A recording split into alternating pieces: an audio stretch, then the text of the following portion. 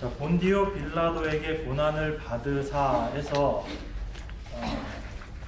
여러분들이 생각하시기에 가장 핵심적인 단어가 뭐라고 생각하세요? 밑에 말고 위에 본디오 빌라도에게 고난을 받으사, 가장 핵심적인 단어 고난.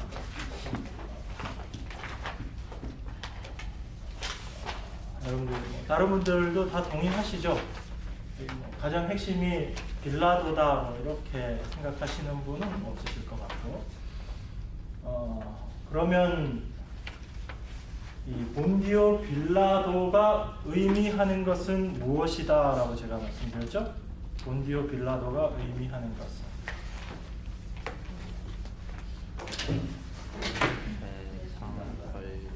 아주 나쁜 사람의 대표 선수?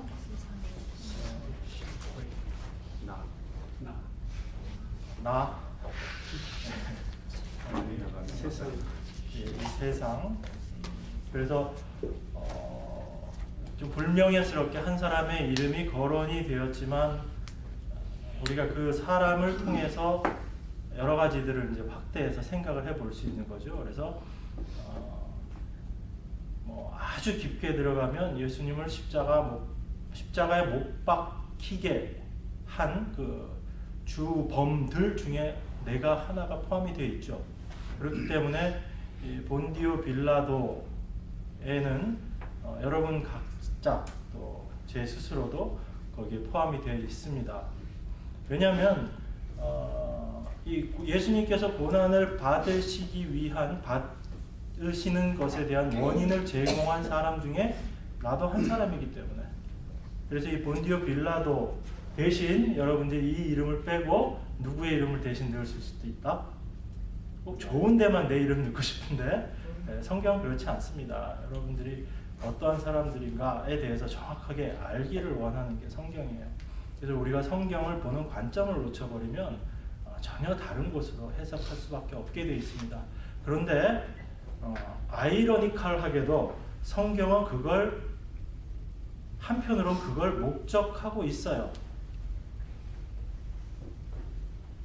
제 얘기가 굉장히 이단스럽게 들리실지 모르겠지만 성경 자체가 그렇게 이야기하고 있습니다. 성경이 예수 그리스도에 대해서 모퉁이 돌이다라고 말씀을 하시면서 건축자들의 버린 돌이라고 예수님을 묘사하시고, 또 그 돌에 많은 사람들이 어떻게 된다고 얘기되어 있죠? 걸려 넘어진다라고 되어 있습니다. 그래서 성경을 올바로 이해하지 못하고 제대로 보지 못하면 성경 때문에 걸려 넘어지는 사람들이 생길 수밖에 없다. 그래서 하나님께서 깨닫게 해주시지 않으면 알 수 없는 것이 성경이다라는 걸 우리가 기본적으로 알고 있어야지 되고, 그래서 우리의 생각으로 자꾸 말씀을 이렇게 조명하기보다는 성경이 성경을 어떻게 이야기하고 있는가에 우리는 자꾸 초점을 맞춰야지 됩니다. 그래서 나의 생각들을 자꾸 버려가면서 성경이 말하고 있는 것에 우리가 관심을 가지고 집중을 하면서 하나님께서 무엇이라고 말씀하시는가를 우리가 깨달을 필요가 있는 겁니다. 그래서 이 본디오 빌라도 대신에 누구를 집어넣을 수 있다? 나를 집어넣을 수 있습니다. 왜요? 예수님이 고난을 받으신 것은 우리를 위해서 고난 받으신 거예요. 그래서 고난의 한 원인을 우리들이 제공하고 있다라고 볼 수 있습니다. 그리고 이 본디오 빌라도라는 의미에서 우리가 생각해 볼 수 있는 것이 그때 당시 빌라도의 위치를 가지고 우리가 생각해 볼 수 있다고 말씀드렸습니다. 그래서 빌라도는 그때 당시에 로마 황제의 권한을 대신하고 있는, 유대 지역에서 그 권한을 대신하고 있었던 로마의 총독입니다. 그래서 빌라도로 표현되어 있지만 실상은 그 이면에는 로마 황제가 있고, 로마 황제는 그때 당시에 그 지역 세상을 통치하고 있는 통치자의 대명사다, 이렇게 생각할 수 있죠. 그렇기 때문에 본디오 빌라도를 통해서 대표되어지는 것은 아주 우리가 좀 폭넓게 보게 되면 이 세상이다라는 것을 알 수 있습니다. 그래서 이 세상에 예수님께서 고난을 받으셨다라고 우리가 이해할 수 있는 거죠. 그리고 이 앞에 나와 있는 문장과 뒤에 나와 있는 문장 사이에서 그럼 예수님께서 고난 받으신 것이 단지 우리가 일반적으로 예수님의 고난이라고 생각하면 어디를 생각하게 되죠? 십자가를 생각을 합니다. 그죠? 그래서 십자가만 어떤 우리가 고난이고 나머지 부분은 아니다라고 생각하기 쉬운데, 그러다 보니까 그 틀 속에서 예수님의 복음서에 나와 있는 예수님의 행적에 대해서 우리가 잘못된 시각으로 볼 수 있는 겁니다. 그래서 단지 예수님께서 이적을 행하시고 그런 일들, 능력을 행하시는 것들에 초점이 맞춰져서 예수님의 십자가 이전에는 예수님의 삶이 고난의 삶이 아니었다라고 그렇게 이해할 수 있습니다. 그런데 우리가 이 사도신경의 본래 전체적인 문맥 속에서 우리가 이해를 하게 되면 이 본디오 빌라도에게 고난을 받으사, 이 앞에 나와 있었던 문장이 뭐였죠? 이는 성령으로 잉태하사 누구에게? 예. 그래서 예수님의 출생에 대해서 바로 이어서 기록을 하고 있고요. 그 다음에 고난을 받으사에 이어서 나와 있는 게 뭐죠? 십자가에 못 박혀 죽으시고 예수님의 죽으심입니다. 그래서 이 큰 틀 속에서 보게 되면 예수님의 태어나심과 그 다음에 예수님의 죽으심, 사망, 이 사이에 나와 있는 것을 예수님의 삶의 전체를 총체적으로 표현한 것이 본디오 빌라도에게 고난을 받았다라는 표현이거든요. 그러면 예수님의 태어나심부터 죽으심까지가 전체적으로 예수님의 삶의 어떤 하나의 특징을 묘사하고 있는데, 그게 바로 고난이다라고 우리가 이해할 수 있는 거죠. 그랬을 때 이제 이 고난의 의미가 무엇인가라는 것을 우리가 좀 명확하게 알 필요가 있습니다. 우리가 자꾸 십자가에서, 특별히 십자가 직전에 예수님이 십자가에 달리시기 전에 당하셨던 육체적인 고난, 채찍에 맞으시고 십자가를 지시고 또 십자가에 달리셔서 예수님이 당하셨던 그 고통, 그래서 많은 사람들이 이렇게 묘사를 합니다. 일반인들이 십자가에 매달려 있었을 때 보통 십자가에서 버틸 수 있는 시간이 얼마 정도 되느냐, 이런 것들을 이야기합니다.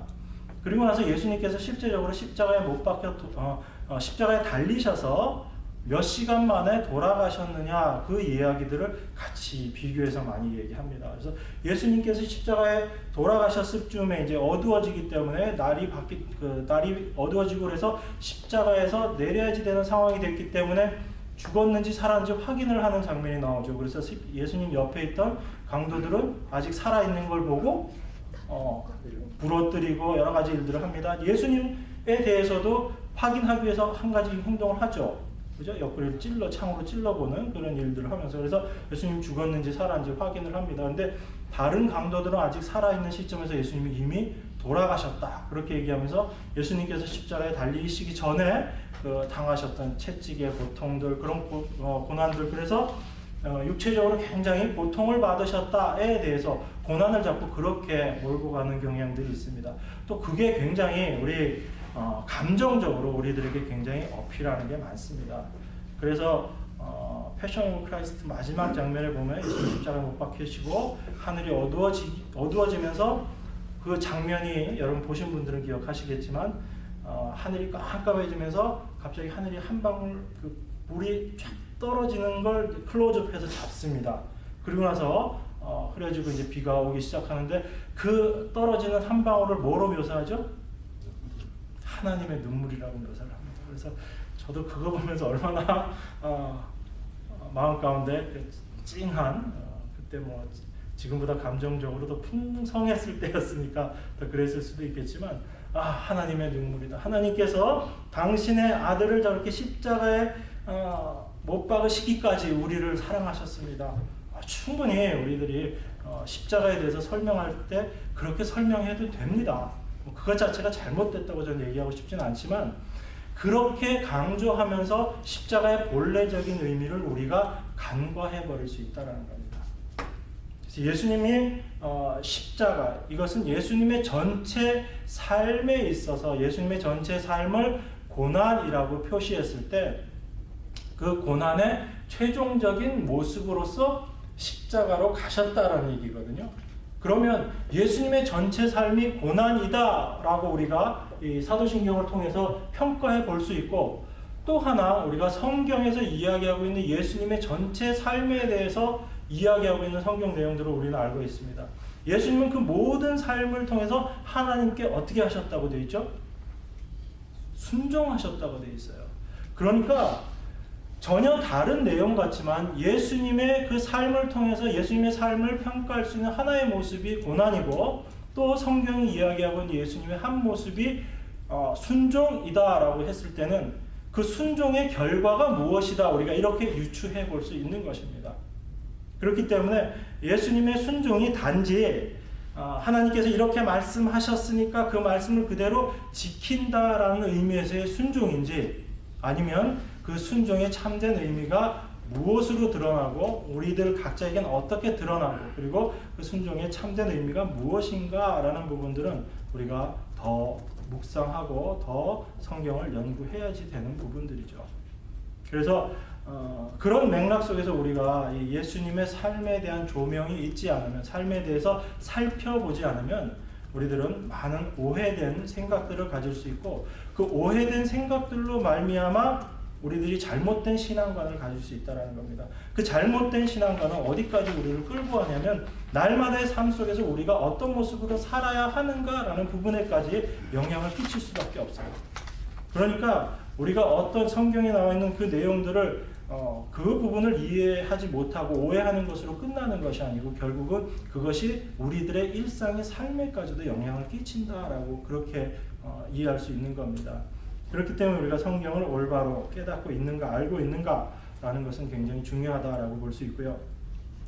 그래서 예수님의 고난은 우리가 육체적인 고난, 분명히 예수님도 육체적인 고난을 받으셨습니다. 그런데 육체적인 고난만을 예수님의 고난으로 특징화시켜버리면 예수님보다 더 고통과 고난을 받은 사람들이 얼마든지 있거든요. 그것은 꼭 기독교 내에서뿐만 아니고 기독교를 떠나더라도 다른 여타 종교에서도 고난과 고통, 육체적인 그런 어려움들은 충분히 예견할 수 있는 부분들이고, 그리고 종교라는 틀을 떠나서도 우리 인간적인 상황 속에서도 부모가 자식에게, 우리 자녀들은 얼마나 그 부분을 억셉할지 모르겠지만 부모가 자식에 대해서 갖고 있는 그런 사랑, 희생, 그런 것들에 인해서 부모들이 얼마나 큰 고통을 감내하는가라는 부분에 대한 것도 충분히 우리가 예수님의 십자가보다 더한 부분으로 우리가 이해할 수 있는 게 많이 있어요. 그러다 보니까 성경 자체를 가지고 해석을 하면서 성경에서 이야기하고 있는 것이 이거다라고 오해된 사랑으로 표현되어 버리고 오해된 고난으로 이해되어 버리면 그것은 결국은 어디로 가게 되냐면 인본주의 쪽으로 가버릴 수밖에 없는 하나의 징검다리가 되어버립니다. 그래서 그만큼 중요하다는 얘기입니다. 그래서 이 고난이라는 것은 분명히 육체적인 고난을 예수님께서 당하셨지만 그 육체적인 고난 위에 더 깊이 있게 있는 부분들이 바로 영적인 고난의 부분이다라는 것을 우리가 이해할 수 있습니다. 그렇기 때문에 우리 그리스도인이 이 세상에서 고난을 받는다라고 할 때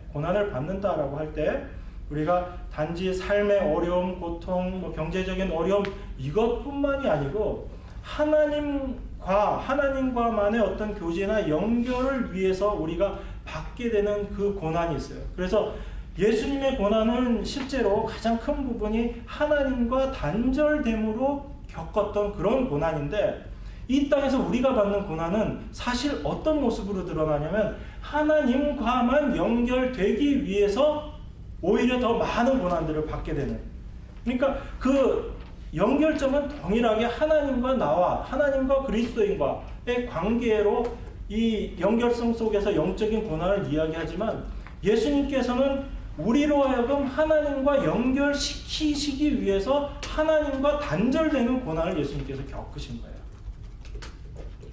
그러니까 우리가 이 세상에서 겪어야 되는 고난은 하나님과 단절됨으로 겪는 고난이 아니고, 우리 이 육신에 속한 우리들은 하나님과 단절되고 세상과 연결이 되면 더 잘 살아요. 더 행복해요. 우리가 세상적으로 얘기하는 고난을 겪지 않습니다. 그런데 이 세상을 살아가는 그리스도인들이 세상에서 겪어야 되는 고난은 어떤 고난이냐면 하나님과 연결됨으로 말미암아 세상과 단절되는 그 속에서 경험하게 되는 그런 고난들이 되는 거예요. 그렇기 때문에 예수님의 고난의 영적인 의미의 한 가지 측면은 뭐냐면 바로 하나님과 우리를 연결시키시기 위해서 예수님 자신이 우리 대신 하나님과 단절되는 그 고난을 당신이 직접 다 몸으로 겪으셨다라는 겁니다.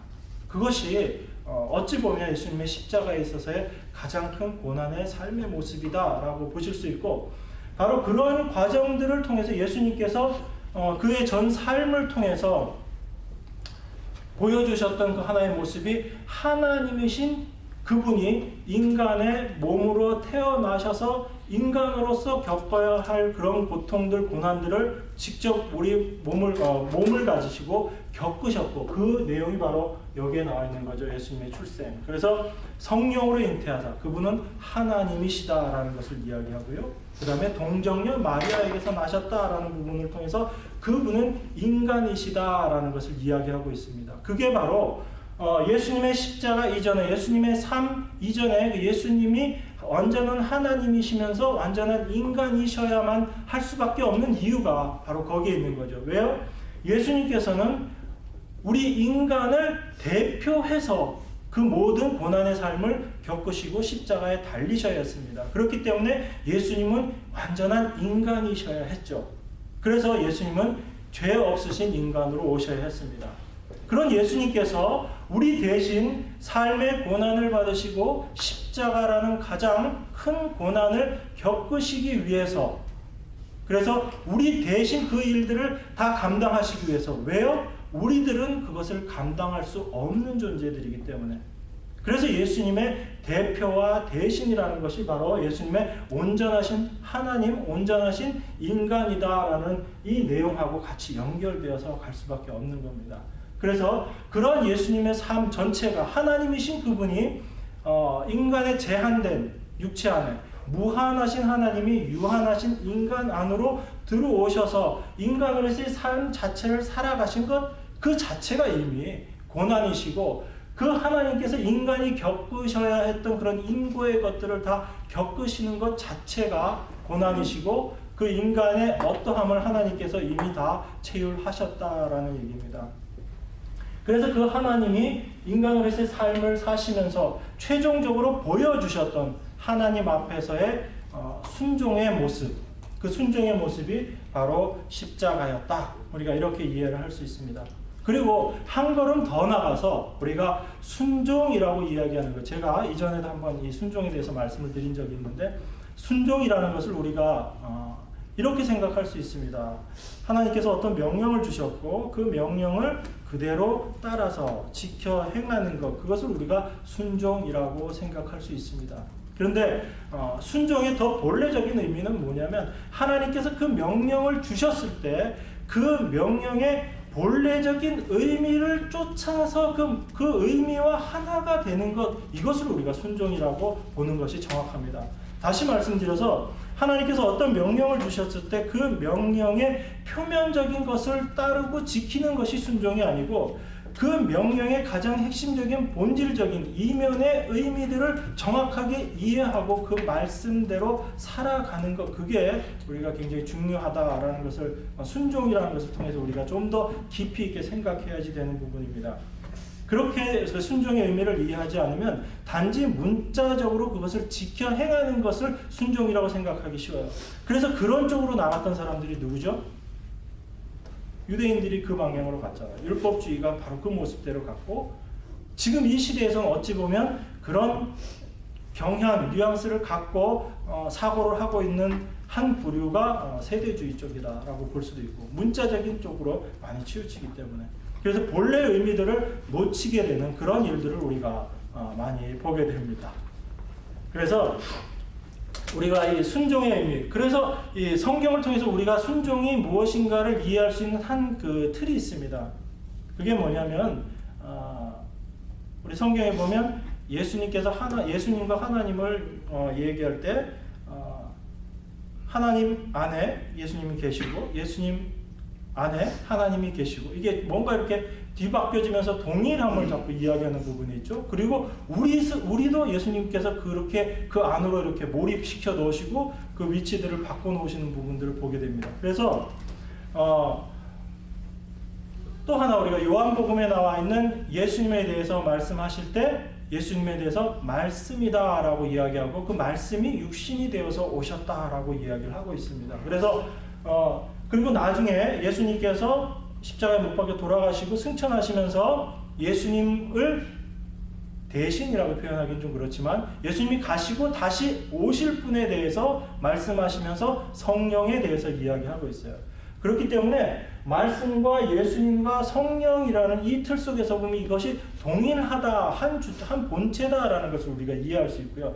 더 큰 틀 속에서 그런 의미에서 예수님과 하나님이 서로 같으신 분이다라는 의미에서 이 하나님과 예수님과 성령이 한 분이시다라는 부분까지 우리가 연결해서 생각할 수 있는 겁니다. 그게 신학적으로 삼위일체라고 이야기하는 부분이고요. 그래서 그 말씀이 육신이 되어서 오신 분, 그래서 그분이 십자가에서 그 모든 일을 이루시고 우리에게 그러한 온전한 말씀을 이해시켜 주시기 위해서 승천하시고 대신 오신 분이 성령님이십니다. 그러면 성령님이 우리 안에서 하시는 역할은 뭐냐면 예수님께서 우리에게 하시려고 했던 그 동일한 일들을 하실 것이고 그 성령님이 우리 안에서 하실 일은 뭐냐면 말씀을 깨닫게 하는 일을 하실 거란 얘기예요. 그래서 그 말씀을 깨달음이라는 것 자체가 말씀이 우리 안으로 들어온다는 겁니다. 그것이 말씀이 육신이 된다. 예수님 자신이 그런 모습이 되셨지만 우리 당신의 자녀들인 그리스도인들에게도 동일하게 역사하실 것이고, 그래서 그 말씀이 내 안에 들어오는 것, 이것을 말씀을 우리 육비, 신비에 새긴다라고 구약에 표현이 되어 있는 부분들입니다.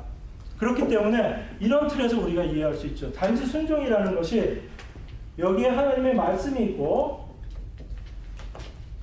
우리들이 있어서 이 말씀을 지켜 나아가는 것, 이런 의미에서의 순종을 우리가 일반적으로 생각하기 쉽지만 성경에서 이야기하는 참된 순종은 뭐냐면 이 말씀이 우리 안으로 들어와 버리는 것을 이야기하고 있어요.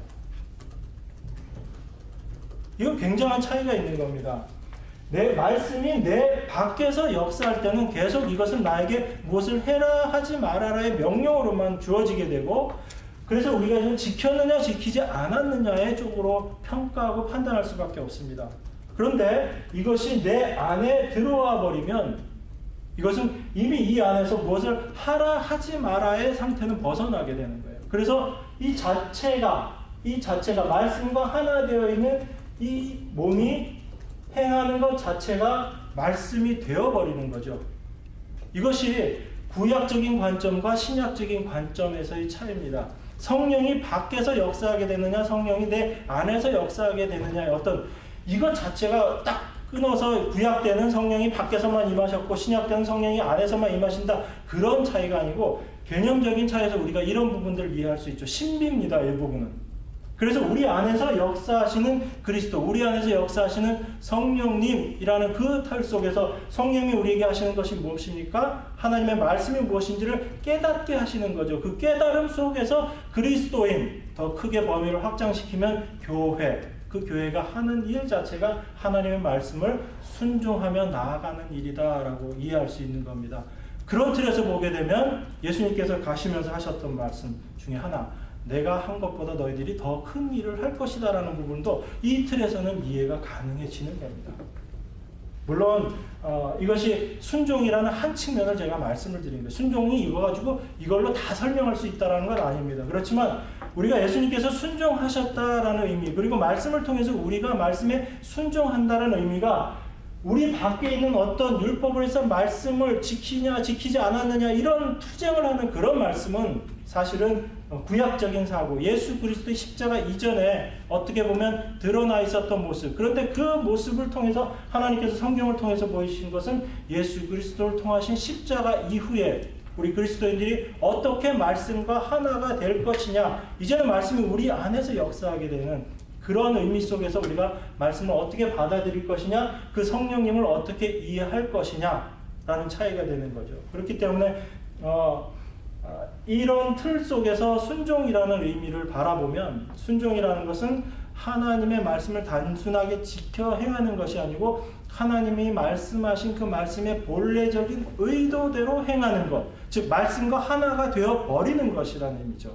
그래서 예수님의 삶 전체도 예수님의 하나님의 말씀에 하나도 순종하지 않으시고 행하신 것이 없다라는 의미가, 예수님 자신이 하나님이셨기 때문에 그 하나님이 어떤 행동을 하든지, 우리 인간의 눈으로, 율법의 눈으로 재단에서 보게 되면 안식일도 범해요, 죄인들하고도 같이 어울려 다녀요. 그 절대 율법에서 금했던 그런 여러 가지 일들이 모습이 있지만, 그거는 우리가 이 밖에서 율법이라는 그 틀을 가지고 예수님을 봤을 때, 어떤 우리의 선악 구조를 가지고 예수님을 봤을 때지만, 그 예수님, 말씀이신 하나님 안에, 이 예수님 안에 그 분이 함께 계신다는 의미에서의 이 말씀, 이 틀 속에서 예수님의 모든 행하심을 바라보게 되면 우리가 생각하는 그런 선악 구조에서 보는 것과는 전혀 다른 관점으로 볼 수 있다라고 그렇게 우리가 이해할 수 있습니다. 그렇게 보시고, 그래서 예수님의 고난의 최종적인 모습이 우리가 순종이다라고 이야기하고, 그 순종이 바로 십자가다라고 이야기했을 때, 그러면 이제 그 십자가의 의미가 무엇인가라는 부분들을 사도신경은 설명하고 있는 겁니다. 그렇기 때문에 저도 이 사도신경을 공부를 하면서, 연구까지라고 얘기하기엔 좀 민망하고, 제가 공부를 하면서 느낀 게 그런 겁니다. 예전에 제가 갖고 있었던 사도신경 구절구절의 단편적인 생각들과 그 내용들이 전체적으로 하나의 그 흐름 속에서 그것이 갖고 있는 그런 의미, 연관성들을 생각하면서 한 문장 한 문장을 볼 때 그 의미와 깊이와 넓이가 너무너무 틀린 거예요. 그리고 이 부분을 이렇게 설명하고 나서 이걸 다른 쪽으로 가서 설명할 수가 없는 겁니다. 이건 같이 연결되어 있는 부분이기 때문에. 그래서 우리 믿음의 선배들이 신앙 고백으로 이것을 이야기할 때는 아주 단순화된 문장이지만, 이 문장 안에는 그 많은 사람들의 그 삶의 나눔들이 이 안에 응축되어 있었고, 그래서 그것을 가장 효과적으로 간결하게 표현해 놓은 것이 이것이다라고 저는 이제 그런 나름의 어떤 그런 결론들을 내렸어요. 그래서 그 응축되어 있는 부분들을 어떻게 해야 돼요? 우리들 입장에서는 그냥 꽉 응축되어 있는 그걸 여러분들한테 탁 던져주면 이게 전부 소화불량 걸려버리는 거고, 그러니까 그거를 이제 잘 해서 소화시키기 쉽게 우리가 같이 나눠야지 되는 부분들이고, 그런 부분들을 지금 같이 우리가 공부를 하는 거다, 이렇게 보시면 되겠습니다. 그래서 쉽지 않은 그런 부분이다, 이렇게 생각을 했습니다. 어쨌든 우리가 여기서 또 다시 한 번 더 생각해 볼 수 있는 부분은, 예수님의 삶 전체를 고난이다라고 우리가 정의할 수 있다면, 그리스도인의 삶은 무엇이라고 정의할 수 있을까요? 동일하게 고난입니다. 그리스도인들의 삶도 동일하게 고난이다라고 이야기할 수밖에 없습니다. 그러면 그 이유를 한번 좀 생각해 봐야죠. 예수님께서 고난 받으셨기 때문에 우리도 고난 받는다, 이렇게 이야기하는 것은 쉽습니다. 그런데 왜 우리도 그러면 고난을 받게 되는 것입니까? 라는 부분을 한번 좀 생각해 봐야죠. 그러면 그리스도인은 어떤 삶을 살기 때문에 이 세상에게 고난을 받으면서, 고난을 겪으면서 살 수밖에 없는가라는 것이 우리가 한 번쯤 더 생각해 봐야지 되는 부분입니다. 그 부분에 대한 게 제가 지난번에 나눠드린 강의한 마지막 페이지에 나와 있는 왜 그리스도인의 삶이 고난인가라는 부분이에요. 그것은 우리가 우선 간단하게, 나중에 또 얘기하다 보면 또 이런 부분이 계속 반복되기 때문에, 우리가 요즘 공부하고 있는 것이 목요일 예배 시간에 제가 지금 히브리서 강의를 하고 있죠, 그죠? 히브리서 강의, 특히 이제 4장 부분은 히브리서 4장에 나와 있는 내용의 핵심적인 것을 우리가 그 내용을 지난번에 한번 11장 가서 한번 찾아본 적이 있습니다.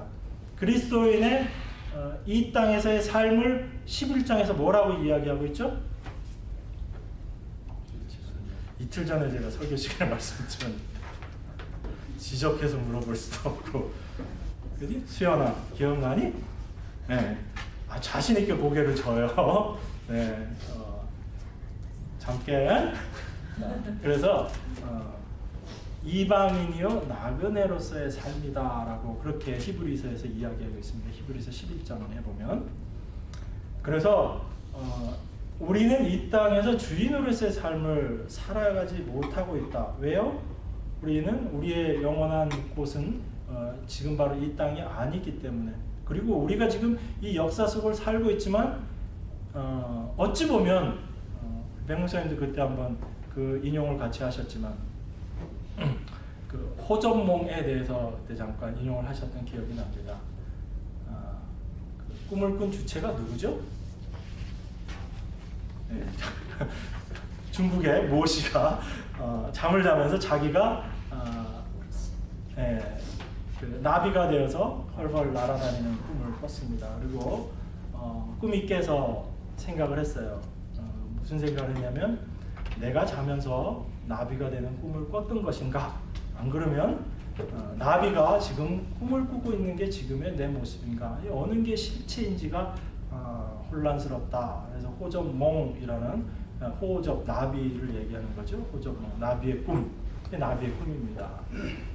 이 땅을 살아가고 있는 그리스도인들, 우리는 당연히 지금 이 역사를 살아가고 있는 우리가 지금 현실을 살고 있다라고 그렇게 생각을 하고 있습니다. 그리고 묵시 속에서의 그 삶을 우리는 꿈이라고 생각을 하고 있어요.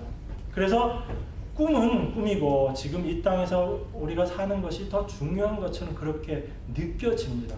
여러분들이 그렇게 느껴지지 않으면 그게 비정상이에요. 여러분들이 지금 이 땅을 살아가면서 역사와는 무관하게 묵시만을 바라보면서 묵시 자체를 매 순간순간 현실인 것처럼 살아가면 굉장히 어려울 거예요. 여러 가지 상황들이 막 벌어지고 그렇게 될 텐데 저의 삶의 한 부분도 그런 모습이 있어서 제 집사람한테 가끔 이렇게 빈잔도 듣고 도무지 삶을 신중하게 생각하지 않고 가정의 경제를 심각하게 생각하지 않고 해서 굉장히 민망했는데 그렇게 될 수가 있어요. 그래서 잘못된 신앙관도 굉장히 이게 정상적으로 이 세상을 살아가는 세상만을 향해서 살아가는 그런 모습도 그리스도인에게 문제지만 이게 지나쳐 버려도 왜냐하면 지금 이 역사 속에서 우리가 경험하고 깨달아야 될 것들을 올바로 경험하지 못한다는 얘기이기 때문에 그것 자체도 잘못된 것이다라고 우리가 볼 수 있습니다. 그래서 이 역사를 살아가는 우리에게 있어서 묵시라는 것은 분명히 우리의 실존은 거기가 있다라는 부분을 우리가 생각은 해야 돼요. 그 분명히 소명 가운데 우리가 갖고 있고 그걸 문득문득 우리는 계속 기억해야 됩니다. 왜? 이 땅에서 삶이 고난이기 때문에. 그래서 하나님께서 묵시를 우리에게 문득문득 보여주시는 거예요. 그리고 우리 안에 그런 기쁨도 이따금씩 주시는 겁니다. 그렇지만 늘상 주시지는 않아요. 그것이 우리에게 유익하지 않기 때문이라고 저는 생각을 합니다. 이 땅을 살면서 우리가 분명히 겪어야 될 그런 일들이 있기 때문에 깨달아야 될 부분들이 있기 때문에 하나님께서 그렇게 허락하신 것이다라고 생각을 하는데 어쨌든 우리가 지금 이 땅을 살아가면서 분명히 경험해야 될 그러한 부분들을 하나님께서는 우리로 하여금 경험하게 만드십니다. 그런데 그렇기 때문에 이제 우리 이 땅을 살아가는 그리스도인들이 갖고 있는 원리라는 게 이 세상 사람들이 갖고 있는 삶의 원리하고 틀리다라는 겁니다. 그래서 이 세상을 살아가는 이 세상의 원리가 있어요. 이 세상의 원리를 달리 표현하면 이 세상의 원리는 힘의 원리다라고 이렇게 이야기할 수 있고요. 지금 현재는 이 세상의 힘을 대표하는 게 뭐죠? 물질입니다. 그죠? 성경에서는 이걸 뭐라고 얘기하고 있죠? 맘몬이라고 이야기하고 있어요. 그런데 이거의 최종적인 최고로 승화된 최고의 엑기스 뭘까요? 나라는 존재입니다. 나라는 존재. 결국은 이것을 위해서 이런 것들이 가지는 거예요. 그런데 이 세상의 원리, 이 세상은 이 세상의 원리를 통해서 돌아갈 수밖에 없습니다. 그런데 그리스도인들은 하나님께서 어떤 원리를 주셨냐면 예수 그리스도의 삶을 본받아. 이 본받아의 의미를 많이 오해를 할 수 있지만 그래서 이 세상의 원리와 비견되는 십자가의 원리, 하늘나라의 삶의 원리, 예수님께서 이 땅에 보여주셨던 그 삶의 원리가 있습니다. 이것은 이런 모든 것들이 역사 속에서 필요한 것들이라면 이 십자가의 원리는 하늘나라에서의 삶에 필요한 덕목이고 그런 삶의 모습이다라고 볼 수 있죠. 하늘나라에서는 힘 필요 없습니다. 하나님만이 온전한 주체이시기 때문에 물질 우리가 관여할 거 아니죠. 이미 하나님께서 그 한 예를 보여주신 게 이스라엘 백성들을 광야에 끌고 나가셔서 그들이 성경 그렇게 표현하고 있습니다. 그들이 뭐 농사일을 했냐 뭐 했냐 길쌈을 해서 옷이 안 헤어졌나요? 뭐 특수 소재여가지고 이스라엘 백성들이 40년 광야 다닐 때 옷이 하나도 안 헤어졌나요? 헤어져서 그들이 옷을 새로 해 입었어요. 그렇지만 그 모든 것을 주신 분이 누구라는 얘기죠? 하나님이 그걸 주셨다는 얘기입니다. 그렇기 때문에 그들이 고민하고 걱정하고 근심해서 무언가를 해서 만들어내지 않아도 하나님께서 그들에게 필요한 부분들을 다 채워주셨다는 걸 하나님 보여주신 거예요. 그 보여주심 속에서도 여전히 하나님 말씀에 불순종했던 사람들을 우리는 기억하고 있고요. 그것이 우리들의 모습이지만, 그래서 이런 것들, 최종적으로 나라는 존재 자체를 부인하는 그런 삶을 살아가는 것이 바로 십자가에서의 삶이에요. 그래서 이 하늘나라에서는 나보다 하나님만이 온전하게 되고, 거기서 나라는 존재 자체가, 물론 이게 나라는 것이 아무 의미 없는 쓸모없는 존재 아닙니다. 하늘나라에서는 나라는 것이 더욱더 지금보다 귀하게 대우받고 더 존귀하게 여겨질 수밖에 없어요. 그런 것이 하늘나라이기 때문에. 그렇지만 나만을 위한, 주변의 모든 것들이 나만을 위해서 살아가야 되는 그런 나는 하늘나라에 존재하지 않는다는 거죠. 이게 아주 예전에 있었던 예지만 아주 정확하진 않아요. 적확한 표현은 아니지만 지옥과 천국, 이 두 곳에서의 삶을 비교하면서 그런 얘기를 제가 들었던, 예화를 들었던 기억이 납니다. 그럼 여기까지 가지도 못하겠네. 어떤 것이냐면 환경이 똑같아요. 지옥도 똑같고 천국도 똑같아요. 어떤 식사 장면이 똑같아. 식사 장면이 똑같은데 지옥에 있는 사람들은 다 그냥 삐쩍 말라가지고 굶어 죽는 상태가 되고, 하늘나라에 있는 사람들은 다 살이 통통하게 쪄 있어요. 왜 그럴까? 상황은 다 똑같은데 보니까 숟가락이 요만큼 짧은 게 아니고 숟가락이 이렇게 긴 숟가락이에요. 그래가지고 지옥에서는 이 긴 숟가락을 가지고 내가 먹어야지, 그리고 아무리 퍼넣어도 이 숟가락이 어떻게 내 입으로 들어가요, 안 들어가요? 안 들어가요. 그러니까 그 산의 진미가 차려져 있는데도 하나도 못 먹고 쫄쫄거리고 있는 거예요. 하늘나라에선 가보니까 똑같은 상황에서 식사를 하는데 식사를 어떻게 해요? 밥을 딱 퍼서 너 먹어. 그러니까 앞에 있는 사람이 입만 딱 벌리고 있으면 음식이 들어오는 거예요. 또 반대쪽에서도 퍼주면서 너 먹어. 먹는 겁니다. 상황은 똑같은데 더 포동포동 살이 쪄서 살쪘다는 게 요즘 뭐 이렇게 좋은 모습은 아니지만 어쨌든 더 이렇게 보기 좋은 모습으로 있더라. 뭐 이건 이제 비유적으로, 예화적으로 하나의 드러놓은 모습이지만, 그러한 나라는 얘기죠. 하늘에서의 나는 서로가 서로에게 존중해주는, 그래서 내가 존중받는, 하나님께로부터 존귀한 자로 인정받는, 여기서는 내가 나 스스로를 존귀하게 하려고 하는, 그래서 투쟁과 경쟁이라는 그 틀 속에서 벗어날 수 없는, 이것은 서로가 서로 안에 하나의 화합된 온전한 모습으로, 그래서 몸의 유기적인 기능이 사실은 이것을 상징적으로 얘기해 주기도 합니다. 이 지체가 떨어져 나가면 아무 쓸모없는 게 되죠. 보잘것없는 것이지만 전체가 되었을 때 이 몸이 유기적으로 움직이는 것처럼 똑같은 하나의 원리라고 볼 수 있죠. 천국이 어떤 곳이다, 우리는 상상밖에 못해요. 그냥 단편적으로 이해할 뿐이지 그런 모습일 것이다. 그래서 이런 원리 속에서 살아가고 있는 우리들이, 당연히 이 세상은 이런 모습으로 살아가고 있는데 우리는 반대 모습으로 살아가고 있기 때문에 이 세상 속에서 고난을 겪을 수밖에 없습니다. 그래서 우리 그리스도인의 삶을 고난이다라고 총체적으로 이야기할 수밖에 없는 것이고, 그런 삶을 살아가는 우리들이기 때문에 하나님께서 교회라는 틀을 주시고 그 하나님의 몸을 주시고 서로 안에 서로가 서로 그 교제를 통해서, 그래서 코이노니아를 허락하시고, 그런 모습들을 통해서 몸을 깨달아감으로 말미암아 하늘나라에서 소망을 갖고 살아갈 수 있도록 하나님께서 우리에게 허락하신 삶이다. 그렇죠. 왜? 그 이유는 바로 우리가 이 땅에서 고난이라는 것을 겪으면서 나아가야지 되기 때문에 그렇다라는 것을 이해할 수 있습니다. 그래서 이 세상의 삶이 결코 쉽지 않다, 녹록하지 않다라는 것을 우리가 알지만, 그 안에서 함께 하시는 하나님이 우리와 함께 하심으로, 또 우리가 또 이 세상에서 고난을 통해서 겪으면서 고난을 겪으면서 배워야 할 것들이 분명히 있기 때문에 하나님께서는 그것을 허락하셨다. 그렇게 우리가 볼 수 있겠죠.